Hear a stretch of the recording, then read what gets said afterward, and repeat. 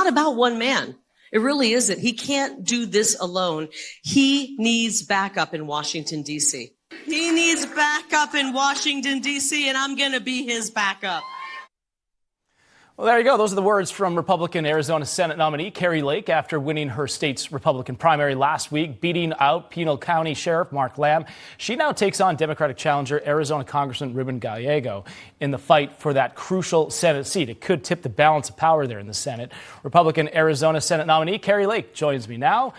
Great to see you. I was there at your celebratory watch party when you were named the Senate candidate here for the GOP in Arizona. This is an exciting week for you. Lots of support there, including President Trump. You talked about him in your acceptance speech, saying that he's been loyal, he's been a great friend, gave you lots of advice. What's next here for the next three months leading up to the election day? Well, we're going to continue doing what we have been doing since I stepped into this race back in October. We have been hyper-focused on Ruben Gallego, the most radical liberal Democrat to ever run for any office in this country. He's trying to now moderate himself, but the problem for him is he's got a very long voting record, 10 years in Congress that has been absolutely disastrous. He's voted with Biden and Kamala 100% of the time. He supported the open border, sanctuary cities. He marched and defunded the police rallies.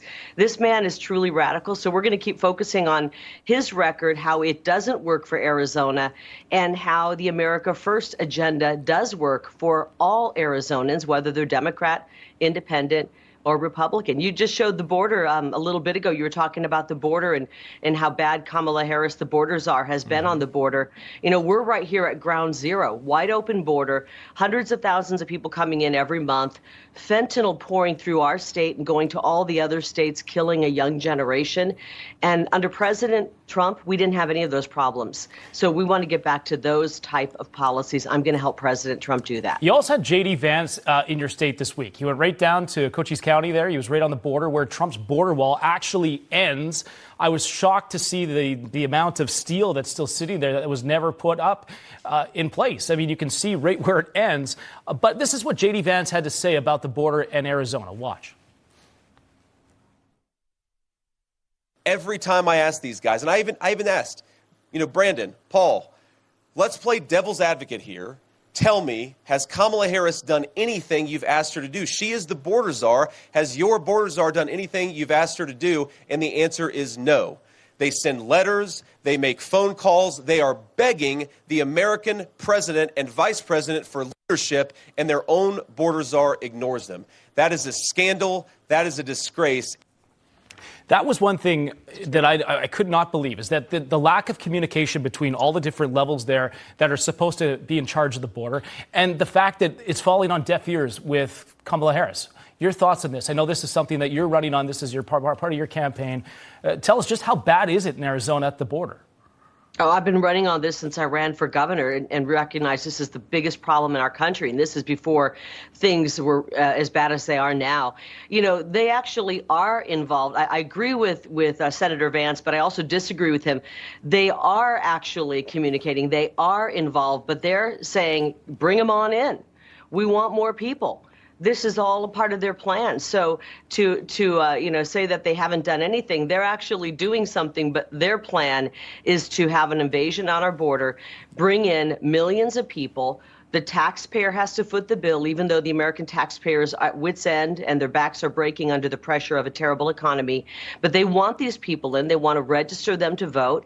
And they want to completely change forever this country. And that's why we're fighting so hard against it. You mentioned all of the materials on the border wall materials that are just laying on the desert floor. You know, President Trump bought those, and we were just within weeks or maybe a couple of months of finishing the wall in Arizona, at least the part that had been planned. Mm-hmm. And Joe Biden sold that $300 million worth of border material for pennies on the dollar. And Ruben Gallego, my opponent, signed off on all of that. So we've got to realize the Democrat policies are destructive and devastating to everyday average Americans. And we have to make a big turnaround come November 5th. I want to get to this, too. Republicans in your state, there's now a nearly 260,000 person advantage among registered voters in your state. Are you seeing that red shift?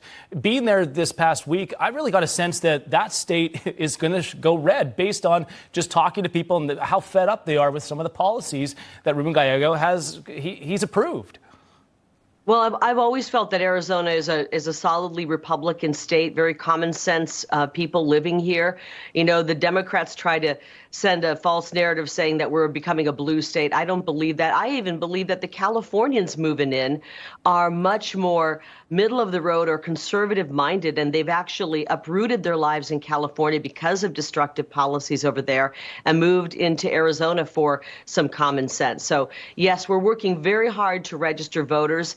I just met a voter yesterday, a really great young man. He said, I voted. He admitted that he voted for Joe Biden. He said, I'm so ashamed of the fact that I voted for him. But he said, Kari, I was brainwashed by the media. And I only recently woke up and realized that all of the lies they told. And now I'm trying to wake up my friends and other family members. So every day people are waking up to the lies and the false narrative of the media. And when they do, they're not just walking away from the Democrat Party. They're running away and they're voting for common sense America First folks. I always say, John, this is called America First. It's not Republicans first. We're putting the people of this country first. And that means if you're a Democrat, an independent, or a Republican, your life will be better when we get back to those Trump economic policies, those Trump energy policies, the Trump foreign policy, and we get back to some national security and safe and secure streets as well. Well, good luck. I know you're going to do very well here come November. You've got all the support there from all those different people that were at your acceptance party there. I know they all support you. Arizona Republican Senate nominee Kari Lake, thank you so much for doing this. We appreciate it. Thank you so much. Appreciate you. Bye-bye.